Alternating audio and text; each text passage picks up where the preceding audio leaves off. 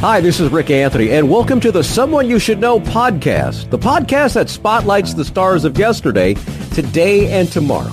So sit back, relax, have a cold one, and get ready to meet someone you should know. Well, the Someone You Should Know podcast spotlights musicians, best-selling authors, and interesting people, and I've got an interesting person for you today. He's an individual that Leslie and I met on our honeymoon in Chicago back in October.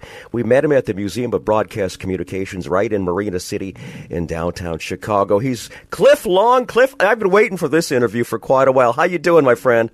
I am doing great, and thank you so much for the opportunity. Much, much, much appreciated. Thank you again for the excellent tour of the Museum of Broadcast Communications. Much of my childhood was Chicago TV and radio, and the museum has everything. It has Bozo, it has Ray Rayner, it has Svengoolie, Paul Harvey's studio, the Broadcasting Wall of Fame. Cliff, what aspect of the job do you like the most? Is it meeting the people or just being around all the cool stuff? I honestly have to tell you, literally, it's being an international ambassador, because we have people coming from all over the world, including Chicago, which is part of the world, and just being able to introduce or show things or be part of the extra stories of the artifacts and material we have on site, and it's just meeting people from everywhere. And my marching orders to me is to, when they leave the museum, they leave with, I hope, will be a lasting memory, even a lifetime memory. It's adding something positive to the world, some excitement, some enthusiasm. I like being a positive.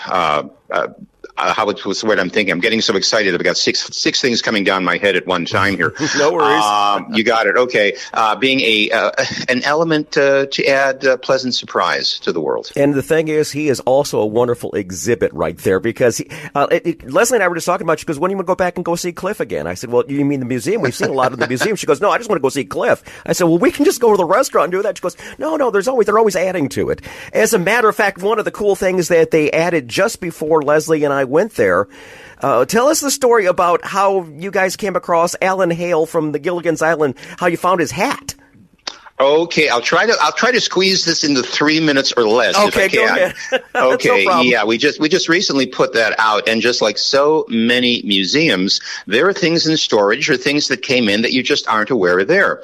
And apparently, we had Alan Hale's hat from Gilligan's Island. He was the skipper, as you know, for about 2.5 years before we knew it was there. And essentially, it was sent just before COVID by Sherwood Schwartz's daughter. Mr. Schwartz was the producer of the show. And Alan Hale bronzed his own hat when the show ended and gave it to Mr. Schwartz as a thank you, for he said, one of the best gig of my life. Here's a great memory. And it sat on Mr. Schwartz's desk for a number of years. It eventually was willed down to his daughter. His daughter called the museum and said, would you like Alan Hale's hat? And they said, sure. And about 3 days later, the museum had to close because of COVID. And everyone thought they'd be closed for a week or two or a month. And it was a year and 4 months later, the museum reopened pretty much with a completely new staff. And no one knew the hat had been brought in and stored in the storage area, which looks a lot like the last scene from Raiders of the Lost Ark, if you recall that. Yes. So there it sat quietly, where our archivist is dutifully cataloging in all the things that have come in. And about a year after it arrives, she comes up in the elevator in the back of the office and says, look what I just found in the basement. What? Look in the box. There was Alan Hale's bronzed hat. So, indeed, that day, we are on a mission. This goes up today, not tomorrow. Okay, today. And so within 3.5 hours, we had found a case. And I think I told you the story. We had to get our case from what we call the spider room. Right. Because some people will not go in there because there might be spiders, but it's okay.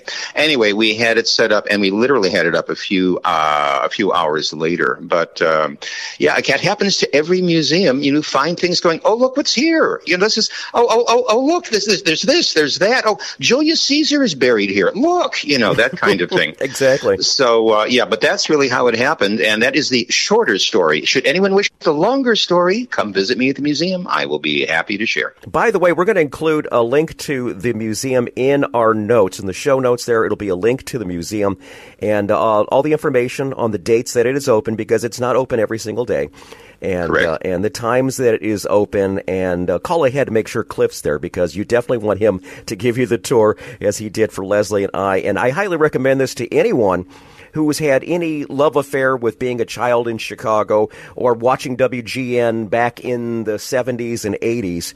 And a lot of the stuff there. I got a chance to play the grand prize game. I never got a chance to play the Bozo grand prize game. Never even got my name called from the child picking out my name from the big, huge drum of names that Bozo had. And there was like how many year waiting list? It was like a 10-year waiting list or something like that? It was just under that, actually. Yeah, it started out as a five-year list, and went up to about 7 or 8 and maybe 9, but it was sure close to 10. Wow. Could you imagine that, though? It's like, well, I signed up when I was 7. Now I'm graduating from high school. I don't think they want to have me on the game. Okay, we've talked about the museum. I want to talk about you next. I read your bio. You have several degrees, including a bachelor's and master's in anthropology and archaeology from my daughter's alma mater, the University of Illinois Chicago. Okay. Yes. A master's degree in transformative leadership and social change from the Thai Sophia Institute for the Healing Arts in Laurel, Maryland, and also a master's in public history from Loyola University. With all these degrees, I'm sure you've gone down some very interesting career paths. You care to share a few? Yes, I will. And some of them, of course, will go to my grave. Those stories are mine. But beside that, let's see. Okay, the public history degree from Loyola is essentially doing what I'm doing now. It's history for the public sector, so historical interpretation, history for hire for private firms, that want to have their histories written or researched. So that one, that is the one I got from Loyola here in Chicago, which did indeed land me a number of jobs around the country in that particular regard. The transformative leadership and social change is from the Thai Sophia Institute, and essentially that was a program which allowed you to take what you do and make it bigger, make it a healing element in the world. So there's a few extra elements that you add to it to connect with other people. So I got that one, and I did go to the U of I think it was once called UICC. Now it's UIC, right? But so that will date me a little bit possibly, but I did get an anthropology and archaeology degree. It was a bachelor's, and I went on to get my master's from there. I worked at Northwestern University here in Chicago as a field archaeologist, as a contract archaeologist.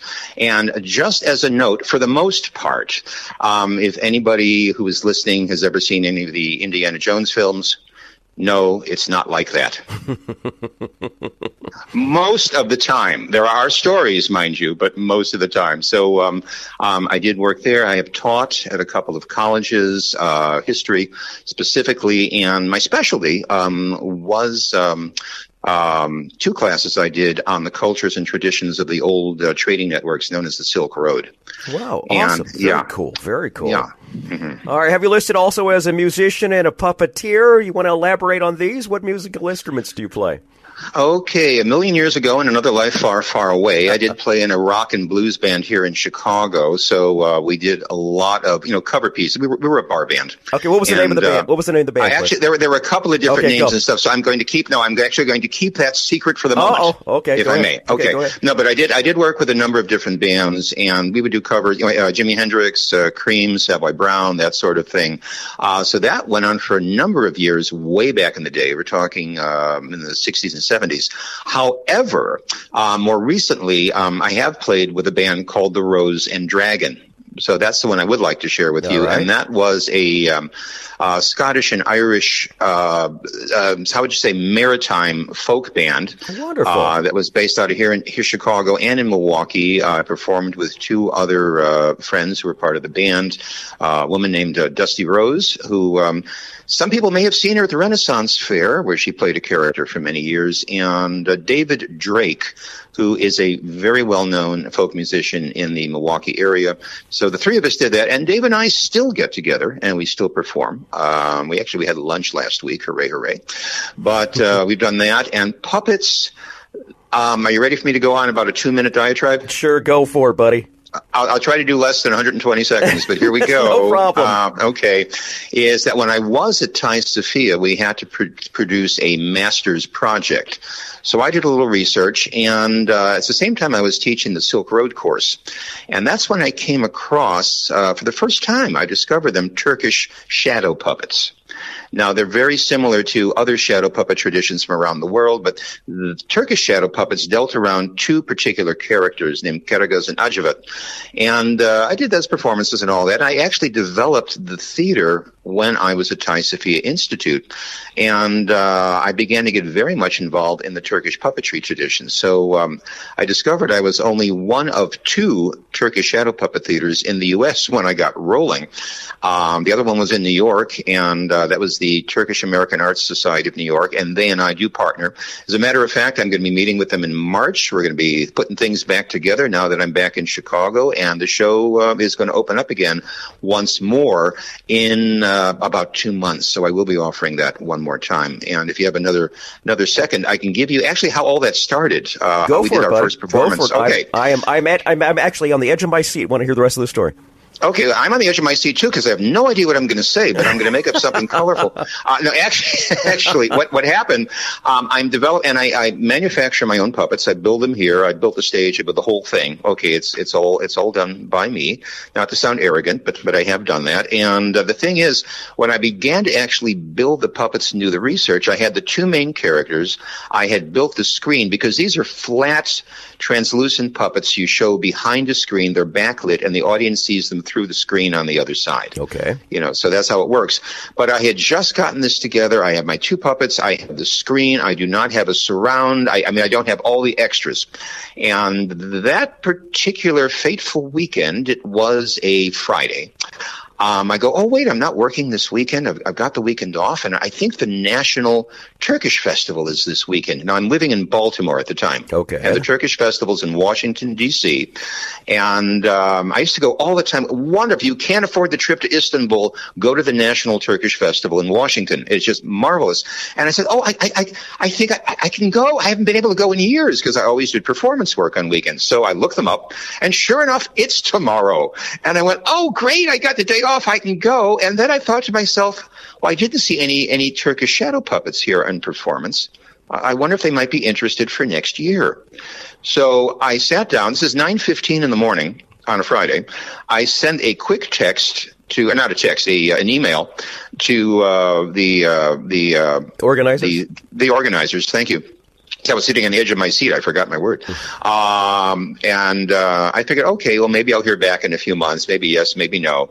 25 minutes later, I get a phone call. Can you come tomorrow? I love it.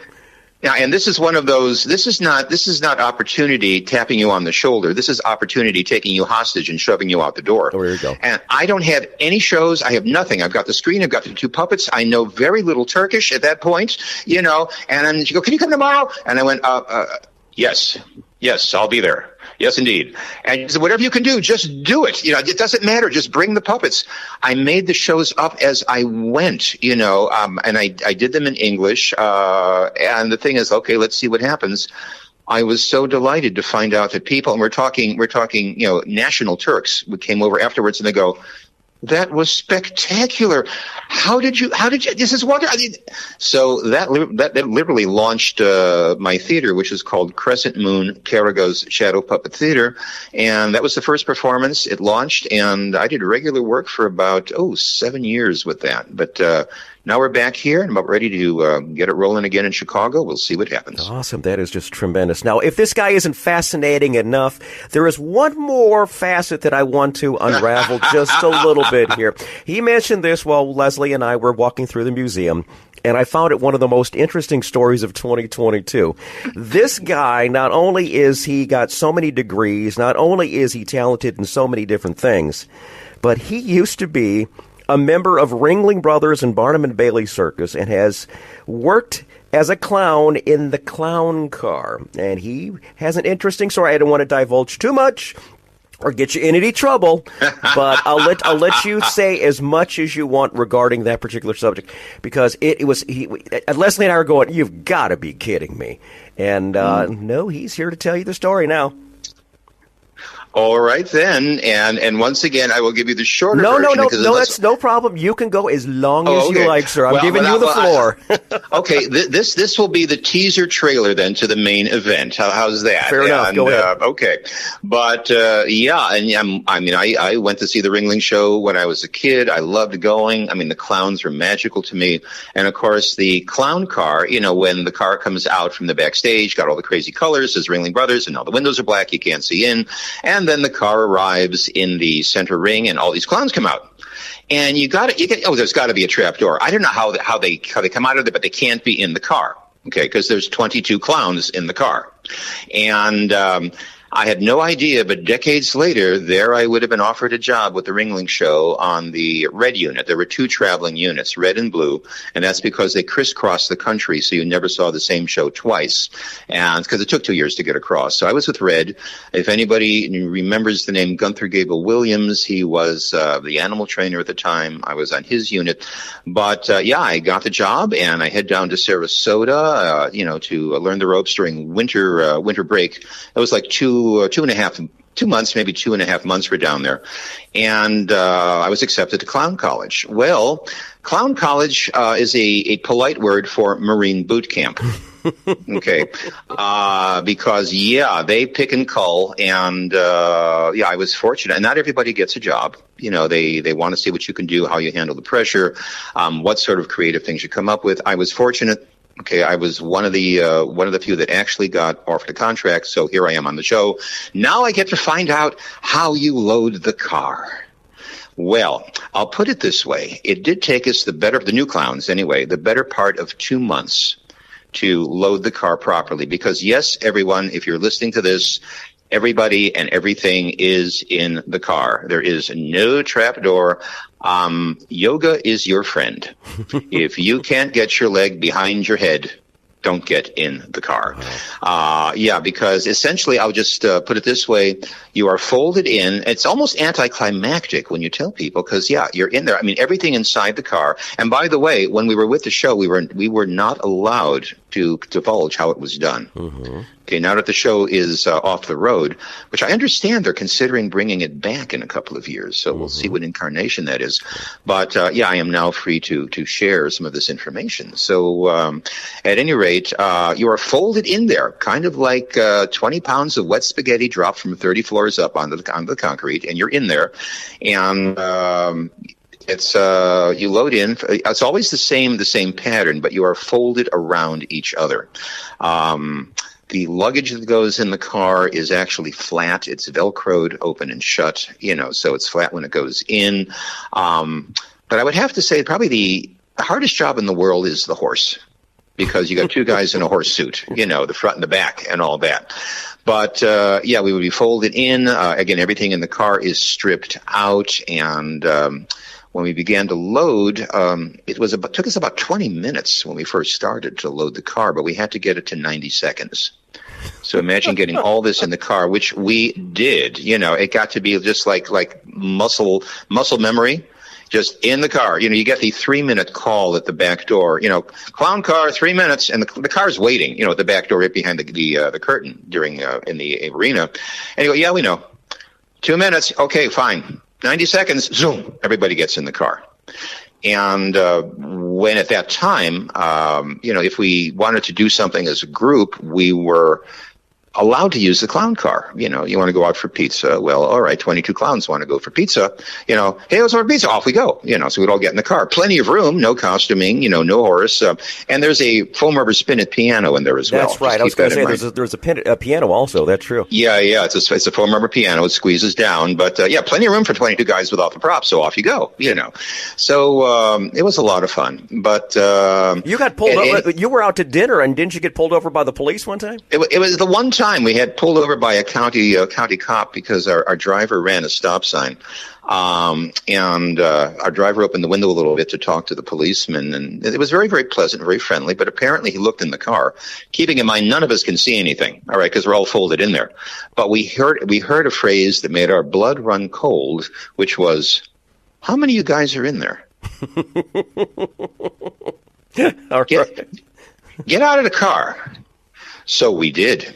And this is a main street in Rochester, New York on rush hour, on a Tuesday evening.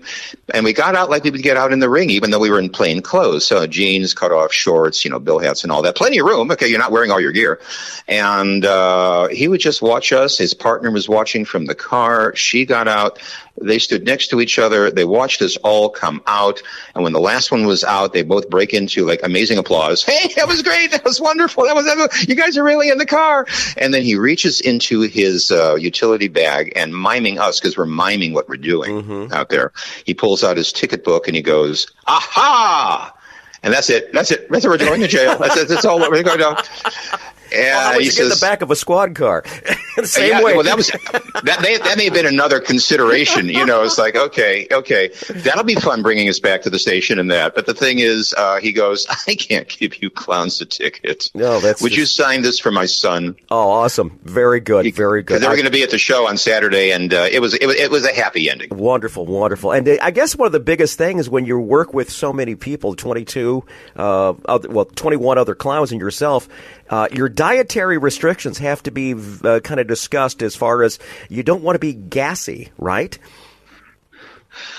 Okay, Rick, you have just, I will leave it to the intelligence of your listeners, because they will know exactly where I'm going, is that, yes, if you were polite, if you were considerate, if you had a concern for your fellow performers, you would be careful about what you're eating, keeping in mind that some people just aren't. Uh-huh. So it became one of those, yeah. So those are stories I will keep to myself unless someone asks me specifically at the museum. But yeah, there were those. Oh, good God! Wonderful. I can imagine that. And then with the old commercial, did you have your sprinkle today? Everyone. Yeah, really. Okay. Really. I tell you, but it's still, the bottom line was, it was a very professional group of people, a lot of fun, and yeah, when you are together, and because most of us lived on the same train car. Wow, yeah, that's true, because that's right. You go from town to town via the train, and that is just really, really cool. I remember seeing the train pull into to Chicago a couple of times. And, okay. And that, of course, and then you got the parade, right, with the elephants and all the vehicles and such. How many cars one question I was wondering is, how many cars or elements are there to the train? I have to think about that for a second to be accurate. The train was about, if I recall, almost 2 miles long. Wow, jeez, I never would have guessed it was that long. Holy. Yeah, I'm going to say, maybe a mile and a half, but within it was over a mile long, and because you're carrying most of the humans. Now, some of the acts had land transportation. Mm-hmm. Okay, so they would get to one place after the other, by car, by truck, what have you. But you have the humans. You have also the setup guys. They were called roustabouts. Those are the guys who set the circus up and took it down. Mm-hmm. So yeah, they're on the train. Performers are on the train. The animals are on the train. Most of those did not go by road. So essentially, I would say about 85% of the circus is on this 1.5 to 2 mile long town. That's exactly what it was. It was a miniature city. Yeah. Wow. Anything else you'd like to share with the audience before we boogie on out of here, Cliff? I'll give you one other little vignette if you have a few minutes for that. Is that one of my favorite performance memories, and I actually did this the first year. I did this as an internship, getting my public history degree when I was at Loyola, but it ended up being, a regular profession for me, was doing historic interpretation. So I would portray historic characters at various sites. So I was at Historic St. Mary's. I played the captain of the ship. I was in Annapolis doing another historic captain. But my first one, and I loved this, I worked for Turner Broadcasting when Turner owned MGM, and they had The Bounty, which was built for the 1964 version of the film. So for those of your listeners who know the Mutiny on the Bounty, 1789, Captain William Bligh, big famous historic mutiny in the South Seas, they're going to know this. But if you're curious about this, there's, I think, about 5 movies, and the most accurate, keeping in mind they're still all Hollywood, but the most accurate and the most compelling is simply called The Bounty, and that stars Anthony Hopkins as Captain Bligh and Mel Gibson as his first mate, Fletcher Christian. But anyway, I was cast when I was for the to work on the ship as one of the 9 hardcore mutineers. So I played a part called Will McCoy.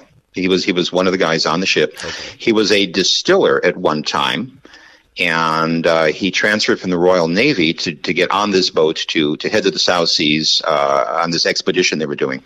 Anyway, the whole thing eventually goes south on their way back to England, and some of the crew mutiny. They put Bligh over the side.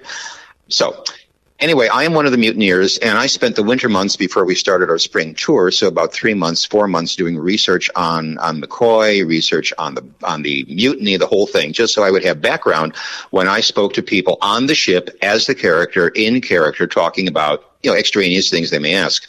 And am I getting too long on this? No, okay? Keep going. Okay, because here we go. And anyone who's been in performance knows where I'm coming from on this, because we're leading up to this. Okay, you're getting the grand entry here, is that where were we? We were in Los Angeles. We opened in Los Angeles. Okay, it was a West Coast tour, and I'm positioned on deck, in character, answering any questions, directing people where they have to go, so I've got my wonderful little sailor's outfit on and the whole thing. And it is the end, almost the end of our first week. We're in LA for 2 weeks. This was a Friday evening.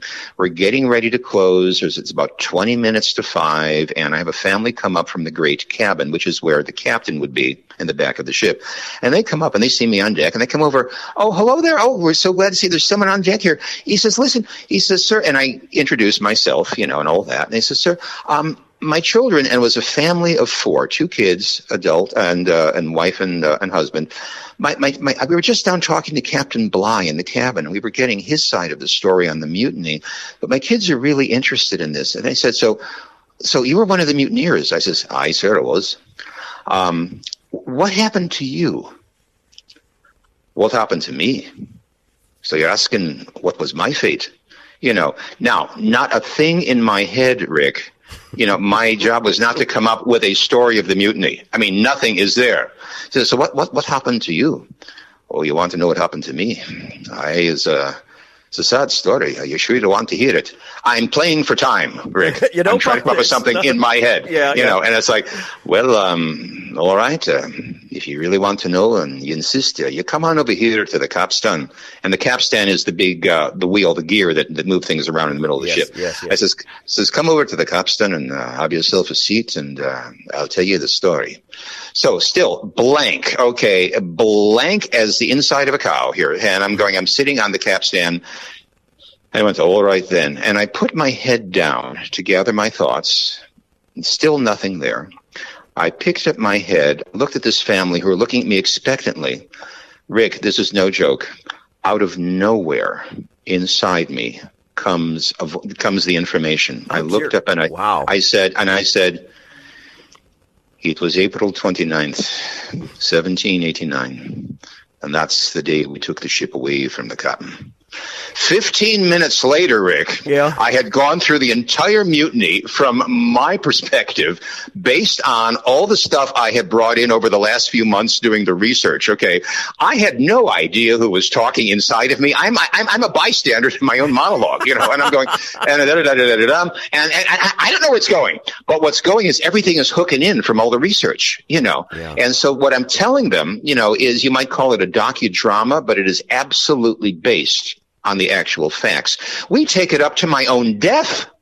I throw myself off a cliff, okay? It's a whole thing, But it's okay because after all, I'm not the character I'm playing is really out of time here, so I could get away with that. And I talk about the finals of all this and how the last survivor was found, but he was forgiven. I mean, we tie it up with a happy, a peaceful ending. And I ended this little monologue with, and so indeed, that's what happened to us. Now I'm a sailor, and I know I've been known to tell a tall tale in my time. But I swear to you, everything I tell you today is true. For I was there, you see. And who would know better than me? Right. And they were just, and they were, this is wonderful, yada, yada, yada. So they leave. The ship closes up for the night, all right? And then the tour manager and the captain come flying up from the galley down below going, Cliff, that was incredible. Where did you learn that? Da, da, da. Can you do that again? I don't know. That just came out of me. I don't know. I am wrong. I'm absolutely just without any energy left. I'm sweating. But they said, well, try it again tomorrow. Oh, fine, great. But you were channeling McCoy is what you were doing. That is, I'm thinking he showed up. Okay. Wherever you want, he showed up and he's telling me what's going on. But the thing is, it became a regular feature of the tour. So 3 times a day, I would do this on deck and people would come and listen to the story of Will McCoy, the story of the mutiny from one of the mutineers' perspective. And I still remember part of it. I bet if I actually sat down, I could get it all back from my head there. But so that was, at any rate, Rick, that was a little extra thing that was special to me because that's just when, your training, your research, your wish to do something special just kicks in. And something magic happens. Well, it's just amazing how it all happens. Every once in a while, I'll get up, I would get up on stage and I'm going, I have nothing prepared. What do I want to say? And all of a sudden, 20 minutes later, going, will you get this guy off? Rick, don't you love it? Don't you love it? The only thing you have on paper is good evening. Yeah.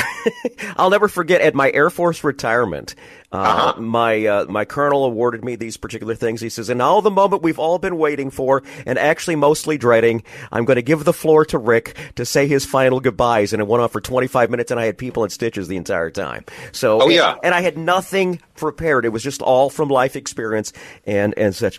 Once again, in the show notes, we're going to give you the link on the Museum of Broadcast Communications. Highly recommend you check it out. We're also going to give you Cliff's Facebook page to where you can get in touch with this guy and find out more information. He is absolutely a fascinating individual. And basically, one of the reasons why we have Someone You Should Know is the name of the podcast, because Cliff Long is someone you should know and take out to dinner. That's going to be the that's going to be the I guess maybe the sequel to the show is someone you should know and take out to dinner. Food is always a wonderful bribe, and I will cover the tip. Actually, I promise. And Rick, I will say, if anyone who's listening to the show does want to contact me on my Facebook my Facebook page, please, have them include the fact that they heard this on your show. Oh, absolutely. That would be helpful. Right. Yeah. I totally recommend that. And Cliff is just a fascinating individual. I just know that after we left meeting you, there was one of the highlights of our honeymoon was the fact that we got a chance to spend time with you. And we had other things planned, some other big things planned. And I'm going, I had so much fun with Cliff. It was just, I didn't want to go. I didn't want to leave. I didn't want to go I didn't want to go on to the next thing, but I know you had another podcast going on at that time, and those friends are great too. We love those two from their 3x5 podcast. It is just a great bunch of people. I'll include that link also in the podcast too. All right, in the notes too, because they're great individuals and they got a nice fun podcast as well. But Cliff, it was just an absolute treat meeting you and getting to know you, and just Leslie and I went to lunch and going, wasn't that fun? Yeah, that was just fun. And she mentioned, she says, we got to go back to the museum to check out Cliff. And I said, well, like I said, I've seen everything I really wanted to see. And she goes, no, I'm just talking about going to see Cliff. pay the cost of admission just to talk to Cliff.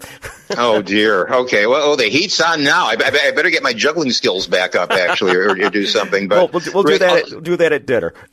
And same thing, with you and Leslie. It was absolutely a delight to meet you both, and I mean that. It was fabulous, and you were really a highlight of my day. So thanks, you, buddy. I will look forward to your next visit, most definitely. Awesome, Cliff. God bless you, brother. Thank you so for being a guest on the Someone You Should Know podcast, because you are truly someone we should know. Thank you, Rick. Much appreciated. We will speak again soon. Hi, this is Rick Anthony, thanking you again for listening to this episode of Someone You Should Know. Now, if you're an aspiring musician or an established musician that's looking for a little exposure, I invite you to drop us a line at someoneyoushouldknowpodcast@gmail.com. That's someoneyoushouldknowpodcast@gmail.com. Also, I invite you to tell a friend about the Someone You Should Know podcast.